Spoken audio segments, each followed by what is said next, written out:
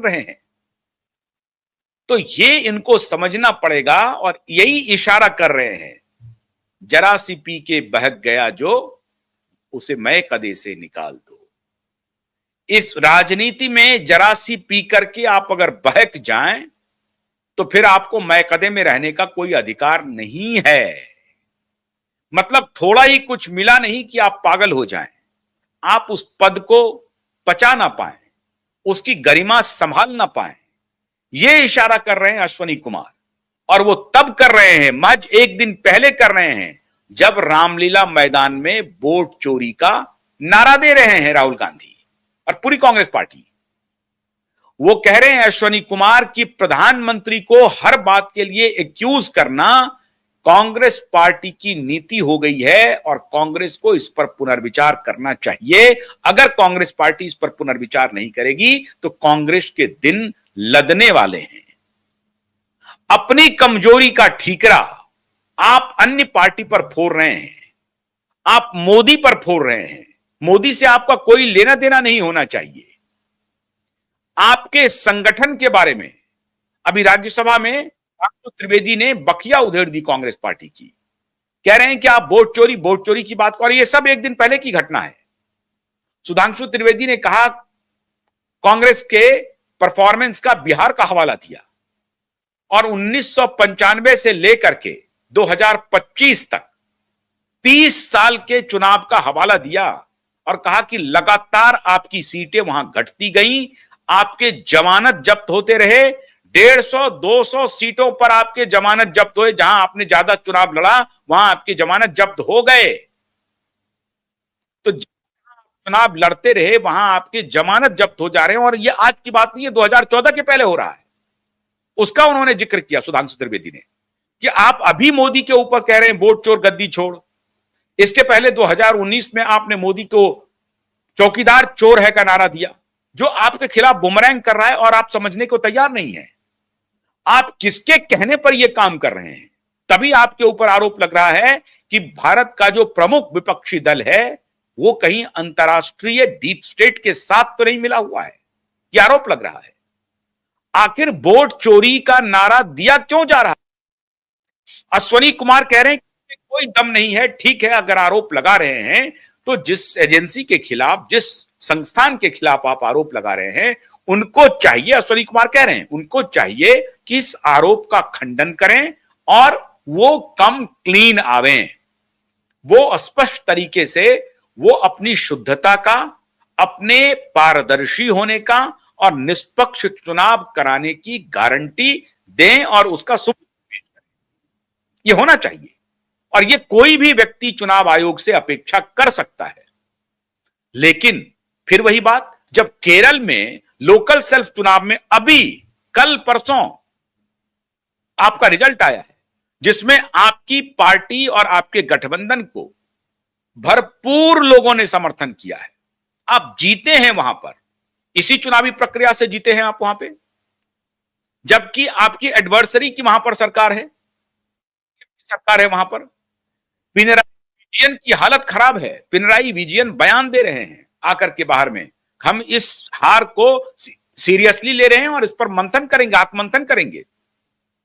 केरल के मुख्यमंत्री पिनराई विजयन ये आत्मंथन करने के लिए तैयार हैं अपनी हार पर। वो कोई एक्यूज नहीं कर रहे हैं कि ये वोट चोरी हो गया मेरा, कोई एक्यूज नहीं कर रहे हैं, लेकिन आप एक्यूज करते जा रहे हैं।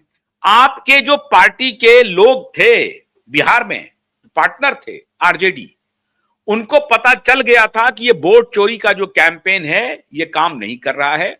बिहार की जनता का एक भी वोट अगर चोरी हुआ होता ना तो वो बवाल खड़ा कर देता।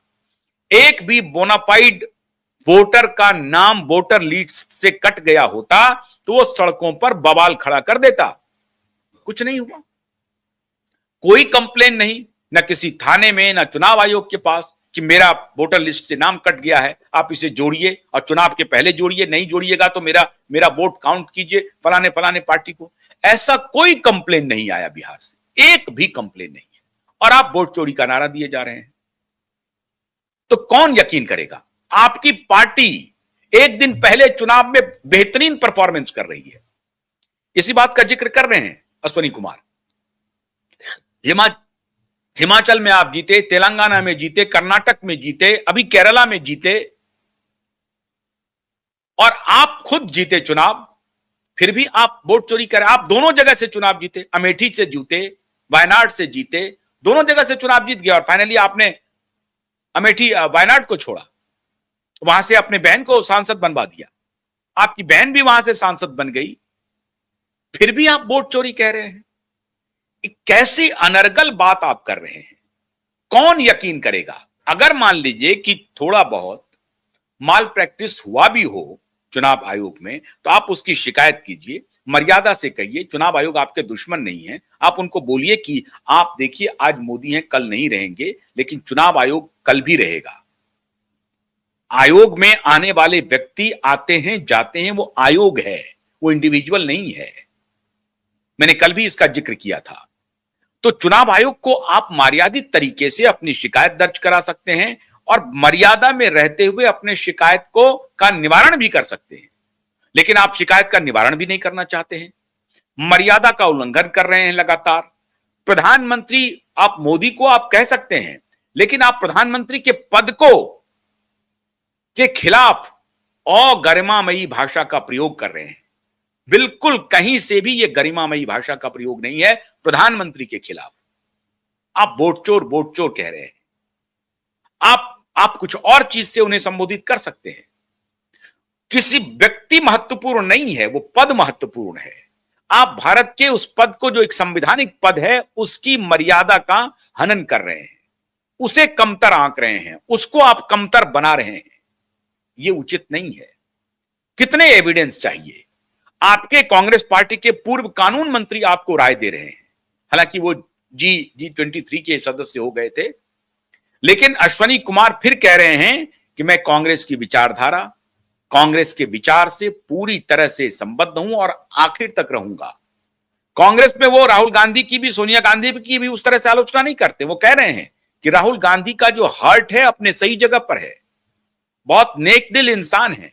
वो जिक्र कर रहे हैं कि उनके पिता के हत्यारे को भी उन्होंने माफी दी है। बड़ा दिल है राहुल गांधी का, बड़ा दिल है। वो राहुल गांधी की तारीफ कर रहे हैं, लेकिन फिर वही जो जरा सी पी के बहक गया उसे मैं कदे से निकाल दो, ये इशारा कर रहे हैं कि राहुल गांधी, सोनिया गांधी के आसपास जो उनके सलाहकार हैं वो ठीक नहीं है, वो ठीक सलाह उनको नहीं दे रहे हैं, वो उनको बरगला रहे हैं, और वही हैं जो जरा सी पी के बहक गए हैं, उनको मैकदे, कांग्रेस रूपी मैकदे से बाहर निकाल दो।